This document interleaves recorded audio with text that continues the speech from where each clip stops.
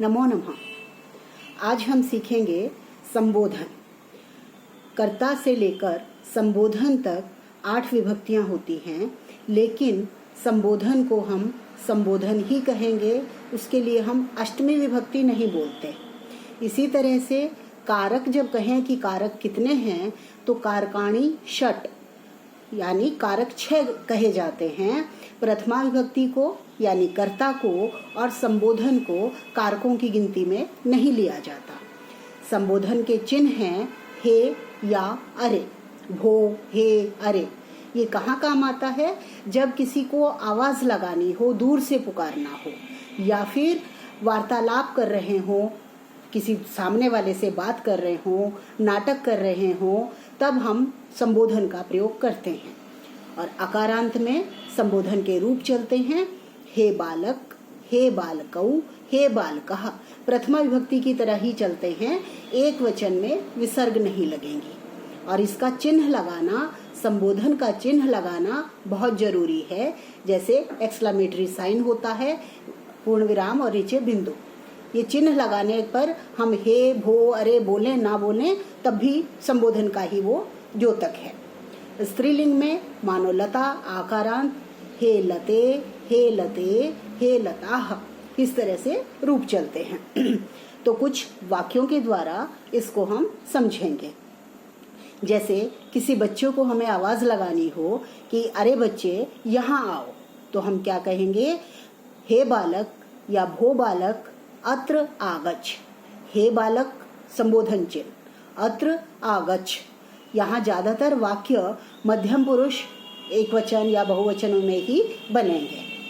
दूसरा वाक्य लेते हैं कि आचार्य पूछते हैं कि बच्चों तुम क्या कर रहे हो। बहुवचन में बनाएंगे हम इसको। पहले आचार्य ने पूछा छात्राः या भो छात्राः यूयं किम कुरुथ। किसी एक बच्चे से पूछ रहे हैं।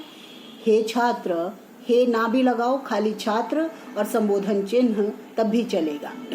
हे छात्र त्वं किम करोषि, त्वं कुत्र गच्छसि, त्वं किम पठसि। 2 छात्रों से पूछ रहे हैं तो क्या कहेंगे? हे छात्रौ, द्विवचन का प्रयोग। हे छात्रौ युवाम कुत्र गच्छथः, युवाम किम कुरुथः। इस तरह से वचन के अनुसार वाक्य बनेगा। माता अपने पुत्र से पूछती है कि क्यों रो रहे हो, तो माता ने क्या पूछा? वत्स। उस शब्द के आगे संबोधन चिन्ह लगाना जरूरी है, उसी से क्लियर होगा कि ये संबोधन का वाक्य है। वत्स किमर्थम रोदिषि, क्यों रो रहे हो? किम त्वं जलम वांछसि। राजा किसी मंत्री से पूछता है। मंत्रीवर संबोधन चिन्ह। मंत्रीवर नगरपालः कुत्र अस्ति। ज्यादातर मैंने बताया कि बात करते समय या नाटक में इसका प्रयोग होता है। दूर से आवाज लगानी हो, अत्र आगच्छ, इस तरह का प्रयोग होगा। स्त्रीलिंग का प्रयोग सीखते हैं तो इसमें क्या बन जाता है? आ की मात्रा ए में कन्वर्ट हो जाती है। मानो कोई लड़की को बुला रहे हैं, उमा को बुला रहे हैं, तो हम कहेंगे उमे, हे उमे या उमे। संबोधन का चिन्ह अत्र आगच्छ या हे उमे त्वं किम पश्यसि, हे उमे त्वं कुत्र गच्छसि। इस तरह और वाक्य, एक और वाक्य ले लेते हैं। आरक्षक सिपाही किससे पूछता है? कोई युवक है। अरे युवक, हे युवक, भो युवक, संबोधन चिन्ह। किम त्वं न जानासि, क्या तुम नहीं जानते हो। तो ऐसे वाक्य बस बहुत साधारण हैं, तकरीबन मध्यम पुरुष में ही बन रहे हैं, क्योंकि ये वार्तालाप में ही प्रयोग होता है। तो इस तरह का अभ्यास कीजिए। मैंने सभी विभक्तियों में आपको वाक्य प्रयोग करना सिखा दिया है।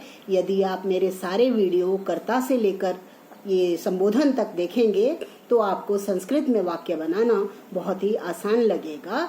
और इसके लिए आप लोगों का धन्यवाद।